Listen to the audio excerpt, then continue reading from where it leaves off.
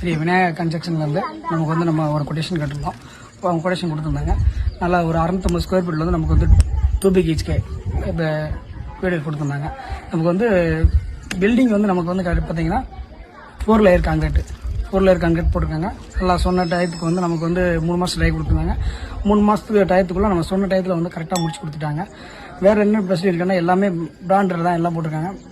TMP கம்பி, அதுபோக வந்து அல்ட்ரா சிமெண்ட்டு, செட்நாட் சிமெண்ட்டு எல்லாமே பக்கா, எல்லாமே கம்பெனி தான் போட்டிருக்காங்க. நல்லா சூப்பராக பண்ணியிருக்காங்க, தரமாக பண்ணியிருக்காங்க.